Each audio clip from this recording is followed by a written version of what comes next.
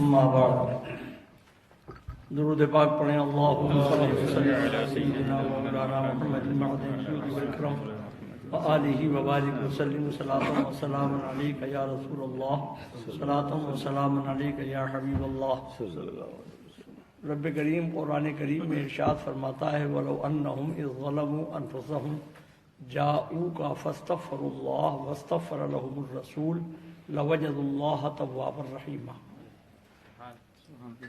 لوگ اپنی جانوں پر اگر ظلم و ستم ڈھانے کے بعد اے حبیب آپ کی بارگاہ میں آ جائیں، جاؤ کا آپ کی بارگاہ میں آ جائیں، فاستغفر اللہ وہ اللہ سے مغفرت طلب کرے، واستغفر لهم الرسول اور ان کے لیے رسول معظم مغفرت طلب کرے، لوجد اللہ توابا رحیما تو اللہ کو رجوع برحمت پائیں گے۔ ابھی آپ نے ذیل میں یہ آیت کریمہ سنی تھی اور اس کے اشارے بھی سنے تھے، تو میرے ذہن پہ مان جب تفسیر نصفی پڑھاتا تھا تو اس وقت یہ واقعہ تفسیر نصفی میں گزرا تھا۔ علامہ نصفی رحمۃ اللہ تعالی علیہ فرماتے ہیں کہ دیہات کا رہنے والا ایک شخص دیہاتی وہ حضور کی بارگاہ میں آیا، روضہ اطہر پر حاضر ہوا۔ جب حضور کی بارگاہ میں روضہ اطہر پر حاضر ہوا تو اس نے یہی آیت کریمہ پیش کی، اور یہی آیت کریمہ پیش کر کر اس نے کہا اللہ رب العزت جل جلالہ و عم نوالہ کی بارگاہ میں کہ اللہ تیرا فرمان ہے کہ لوگ اگر اپنی جانوں پر ظلم و ستم ڈھانے کے بعد تیرے حبیب کے پاس آ جائیں، جاؤ کا، پھر وہ اللہ سے مغفرت طلب کریں اور رسول پاک بھی ان کے لیے مغفرت طلب کریں، ان کے سفارشی ہو جائیں، تو اللہ تعالیٰ کو رجوع برحمت پائیں گے، یعنی اللہ اس پر رحم فرما دے گا، کرم فرما دے گا، اللہ ان کی مغفرت فرما دے گا، بخشش فرما دے گا۔ علامہ نصفی رحمۃ اللہ تعالی علیہ اس واقعے کو ذکر کر کے لکھتے ہیں، فرماتے ہیں روضہ اطہر کی جالیوں سے آواز آئی اذهب قد غفر لك، اذهب قد غفر لك، اذهب قد غفر لك، جا تیری مغفرت کر دی گئی، جا تیری بخشش کر دی گئی، جا تجھے معاف کر دیا گیا۔ سرور کائنات پورے مجسم صلی اللہ تعالی علیہ وآلہ وصحبہ وسلم تسلیما کثیرا کثیرا کے واقعات اس طرح کے اور بھی ہیں۔ ہمارے سلسلہ نسب کے مشہور بزرگ سیدنا حضرت مخدوم جہانیہ جہاں گشت، مخدوم جہانیہ جہاں گشت قدس سرہ العزیز،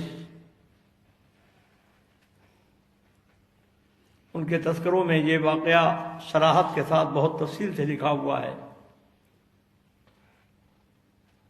وہ مدینہ منورہ حاضر ہوئے پورے گشت کرتے ہوئے، اس لیے کہا جاتا ہے مخدوم جہانیہ جہاں گشت کہ انہوں نے پوری سیر کی، اور اسی سیر میں وہ مدینہ منورہ پہنچے۔ مدینہ منورہ سادات کرام کو بشارت ہوئی کہ ہمارا فرزند آ رہا ہے تم اس کا استقبال کرو۔ سادات جمع ہو گئے روضہ اطہر پر، جس نے خواب میں دیکھا وہ آ گیا، آپ سے ملاقات ہوئی۔ انہوں نے کہا آپ کے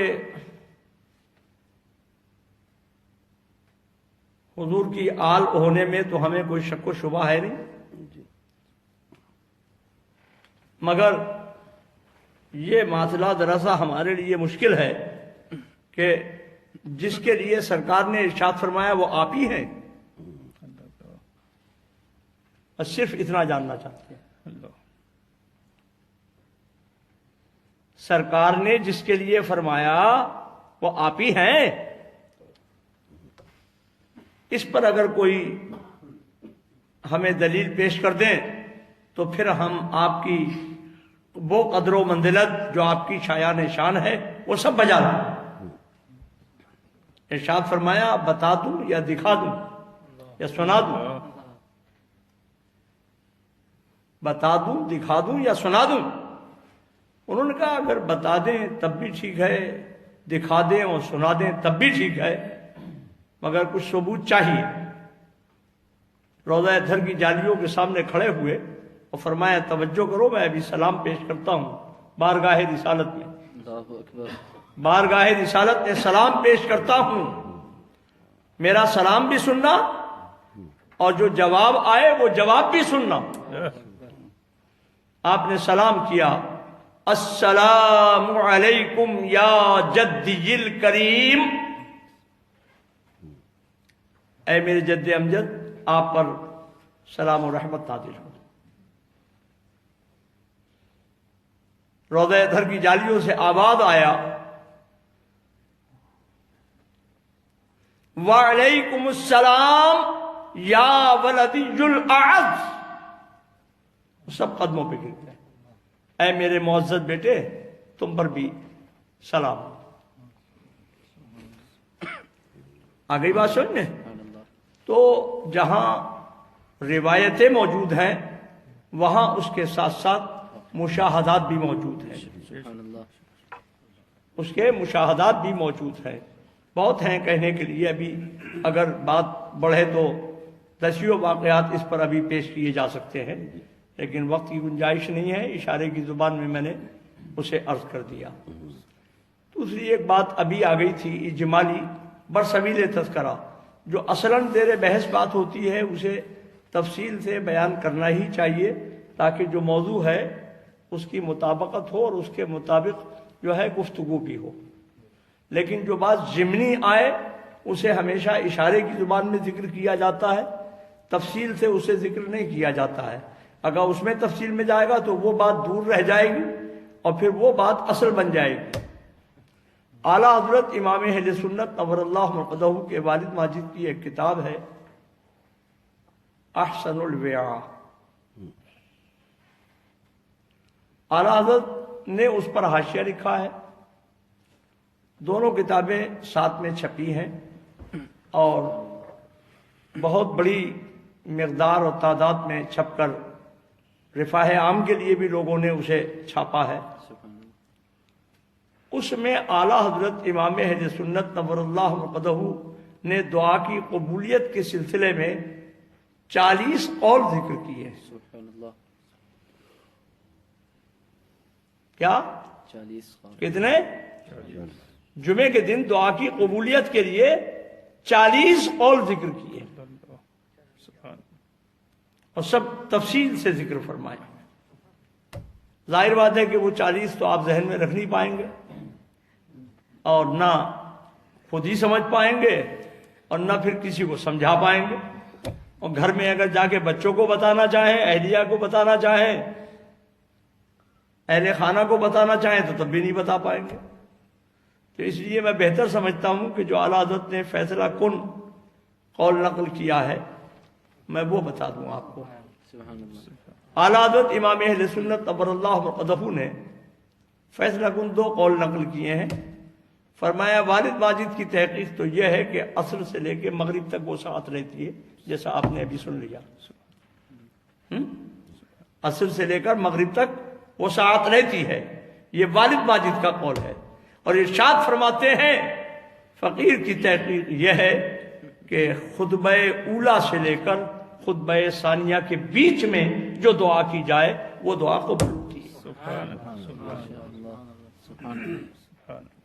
پہلے حالانکہ دیکھیے اسے پہلے بیان کرنا چاہیے تھا اور بعد میں والد صاحب کا قول ذکر کرنا چاہیے تھا، نہ پہلے والد ماجد کا قول ذکر کیا اور پھر اپنا قول ذکر کیا۔ ارشاد فرماتے ہیں کہ دونوں خطبوں کے درمیان، اب ظاہر بات ہے اس وقت بات کرنے کی تو ممانعت ہے، اذا خرج الامام فلا صلاۃ ولا کلام، جب امام خطبے کے لیے نکل آئے تو نہ اب نماز ہے اور نہ کلام ہے۔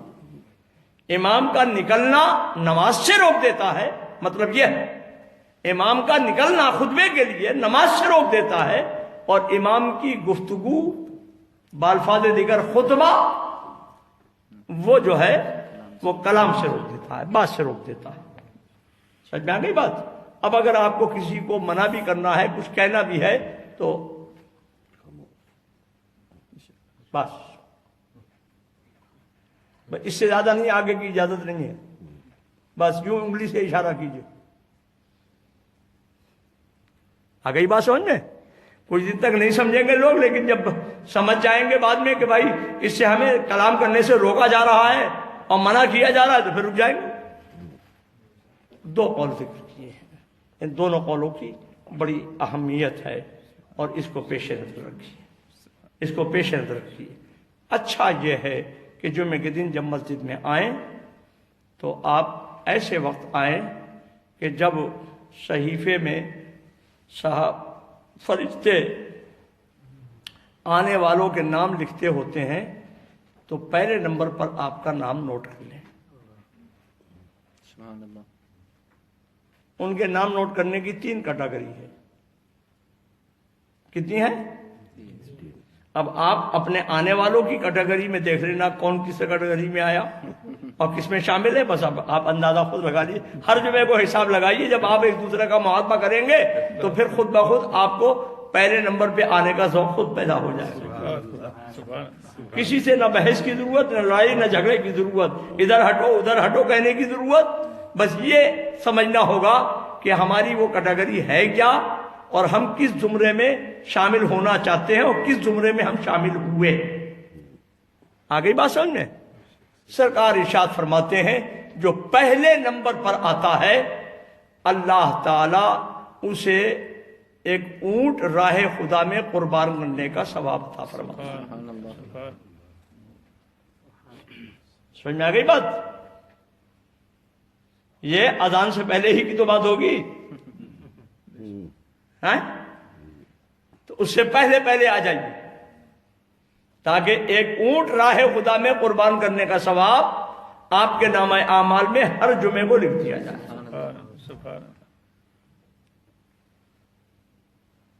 اتنا ثواب ملے گا جتنا ایک اونٹ راہ خدا میں قربان کرنے کا ثواب ملے. دوسرے نمبر پر کوئی اگر آتا ہے تو اسے ایک بیل ایک گائے قربان کرنے کا ثواب ملے گا. یہ دوسرا نمبر ہوا. یہ دوسرا نمبر ہوا. یہ بھی اذان خطبہ سے پہلے کی بات ہے. اذان خطبہ کے بعد کی بات تو پھر بہت دوسری ہے. اور پھر اس کے بعد میں جو تیسرے نمبر پر آتا ہے اسے ایک بکری راہ خدا میں قربان کرنے کا ثواب ملتا ہے. ایک بکری راہ خدا میں قربان کرنے کا ثواب ملتا ہے. اور چوتھے نمبر پر جو آتا ہے اسے ایک مرغی راہ خدا میں قربان کرنے کا ثواب ملتا ہے. آ گئی بات سمجھ میں؟ اور بھائی یہ 4 درجے ختم ہوئے اور ادھر امام نے خطیب نے خطبہ شروع کیا، اذان ہوئی خطبہ شروع کیا اور اذان ہوتے ان فرشتوں نے اپنے صحیفے لپیٹ لیے اور وہ خطبہ سننے میں مشغول اور مصروف ہو گئے. اب آپ آئیں گے خطبہ بھی سن لیں گے نماز بھی پڑھ لیں گے لیکن اس اجر سے محروم ہو جائیں جو اجر اللہ نے آپ کے لیے ہمارے لیے رکھا ہے. سمجھ میں آ رہی بات؟ اس ترتیب کو پیش نظر رکھیں. دہلی میں بہت مشہور واقعہ ہے کہ غیر مقلد مرغی بغل میں دابے ہوئے اور عید الاضحیٰ کو قربانی کے لیے نماز کو بھی جا رہا ہے اور قربانی کے لیے مرغی بھی لیے جا رہا ہے.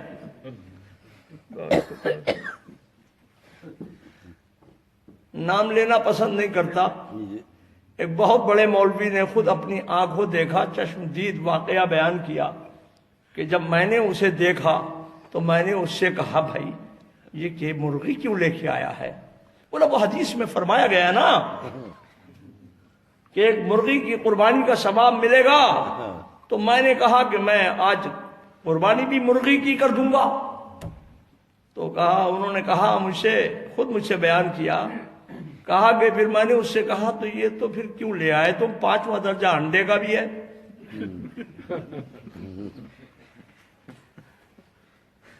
تو تم نے پھر وہ انڈے کا ہی استعمال کر لیا ہوتا، اس مرغی کو لانے کی کیا ضرورت تھی؟ تو یہ بدعقل لوگ ہیں جو اس طرح کی باتیں پیدا کرتے ہیں، نکالتے ہیں۔ ایسے میں یہاں ایک ضابطہ بتائے دیتا ہوں میں، اسے ذہن میں رکھ لیجئے گا۔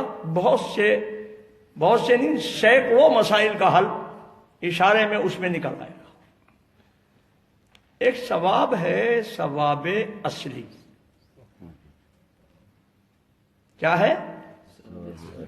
ایک ثواب ہے ثواب اصلی، اور ایک ثواب ہے ثواب فضلی۔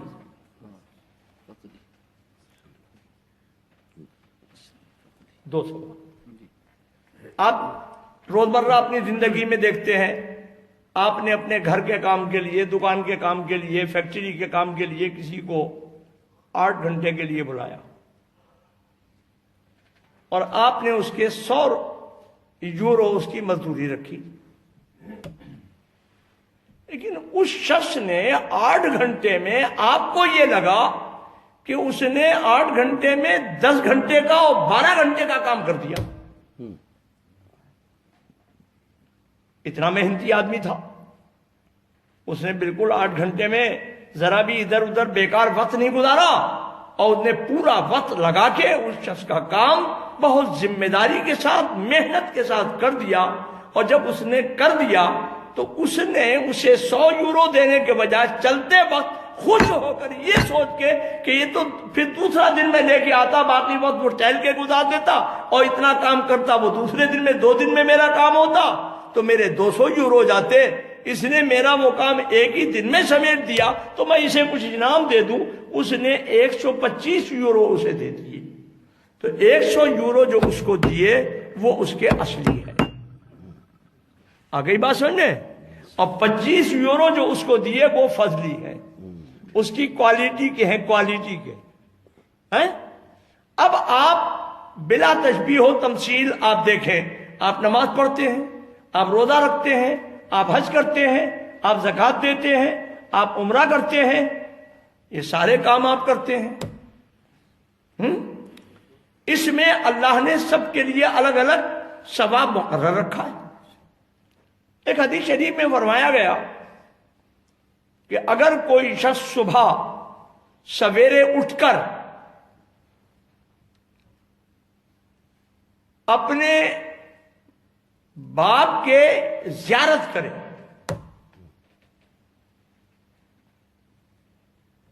اپنے باپ کی یا اپنی ماں کی زیارت کرے، صبح سویرے اٹھے، سارے کام بعد میں، اور نکل گیا وہ جلدی سے ماں کی طرف، باپ کی طرف، اور جا کے انہوں نے ماں کے چہرے کو دیکھ لیا، باپ کے چہرے کو دیکھ لیا، اطمینان کر لیا، اب دوسرا کام کرے انہوں نے۔ تو حدیث شریف میں فرمایا گیا، اور راوی بھی اس کے کون ہے معلوم ہے؟ سیدنا سلطان الہند عطائے رسول خواجہ خواجگاہ معین الدین چشتی اجمیری سنجری نبر اللہ مرقدہ فرماتے ہیں اس نے ماں کی باپ کی زیارت کی تو اس کے لیے ایک عمرے کا ثواب لکھا جائے گا، اور فرماتے ہیں اس نے اگر ماں کے باپ کے قدموں کو بوسہ بھی دے دیا، زیارت ہی نہیں کی، ماں اور باپ کے قدموں کو بوسہ بھی دے دیا، تو ایک حج اور ایک عمرے کا ثواب اس کے نامہ اعمال میں لکھا جائے گا۔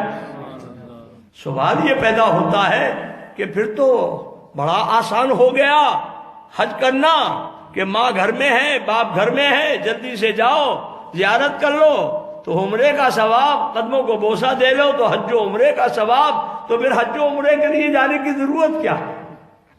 ارے نادان یہ نہیں سمجھا کہ مطلب کیا ہے۔ سیدنا سلطان الہند عطائے رسول خواجہ خواجگاہ نے جو روایت بیان کی اس سے تو نے غلط مفہوم نکالا۔ مطلب اس کا یہ ہے کہ جو حج اور عمرہ کرنے کے لیے جانے والے ہیں اور صحیح طور پر صحیح عقیدے کے ساتھ کرنے والے ہیں، انہیں اللہ تعالیٰ جو اجر عطا فرمائے گا اور اس کوالٹی پر جو اعلیٰ اجر اسے عطا فرمائے گا، وہ اعلیٰ اجر جو اسے ملے گا، اس حج اور عمرہ کرنے کے ثواب کا مطلب یہ ہوا کہ یہ ماں باپ کی زیارت کرنے والے اور قدموں کو بوسہ دینے والے کو مل جائے. آگے سمجھے؟ تو یہ ہوا فضلی ثواب کہتے ہیں اسے. اصلی ثواب تو کرنے والے کو ملے گا، اور فضلی ثواب جو ہے اللہ اپنے کرم سے اپنے بندوں کو عطا فرمائے گا جو اس کام کو انجام دیں گے. آگے بات سمجھے؟ تو جہاں یہ ثواب کا ذکر آتا ہے اس سے یہ بات یقین کر لینا چاہیے، اس سے یہ نہیں سمجھنا چاہیے پھر تو یہ مفہوم ذہن میں آتا ہے کہ پھر ہمیں وہ کام کرنے کی کیا ضرورت ہے، بس ہم یہی کر لیں بہتر ہے. نہ، ایسا نہیں ہے. یہ ثواب فضلی ہے اور وہ ثواب اصلی ہے. اصلی ثواب تو حج کرنے والے کو ہی ملے گا اور اصلی ثواب تو عمرہ کرنے والے کو ہی ملے گا، مگر اس نے صحیح ادا کیا ہے تو اس پر جو اسے کوالٹی پر ثواب ملے گا، اس کی اعلیٰ کوالٹی پر جو ثواب ملے گا، وہ ثواب اللہ تعالیٰ اسے اپنے کرم سے عطا فرما دے گا. آگئی بات سمجھ میں؟ یہ اصل میں درسی باتیں ہیں، اور درس کے اندر عام طور پر ان باتوں کو پیش نظر رکھا جاتا ہے طلباء کو مطمئن کرنے کے لیے. مگر اب بیچ میں بولنا بھی اس لیے ٹھیک نہیں ہوتا ہے کہ بات بڑھ جائے گی. دوسری بات یہ ہے کہ علمی گفتگو چل رہی ہے تو وہ پیغام صحیح طور پر جائے. یہ توضیحات تو ایسی ہیں کہ ہم آپ اپنی ایک طرح کی خاص محفل میں ہیں، اس میں یہ توضیح کر دی جائے تو بات صاف ہو جائے، کلیئر ہو جائے، کہیں کسی جگہ ذہن میں الجھن اور ٹکراؤ پیدا نہ ہو. خدا بند قدوس جل جلالہ و عم نوالہ جو کچھ مختصر سے وقت میں گفتگو کی توضیحی، اللہ تعالیٰ اسے قبول فرمائے، کوئی لفظی معنوی غلطی اپنے کرم سے اسے معاف فرمائے. استغفر اللہ استغفر اللہ استغفر اللہ الذی لا الہ الا هو الحی القیوم واتوب الیہ وآخر دعوانا الحمد للہ رب العالمین.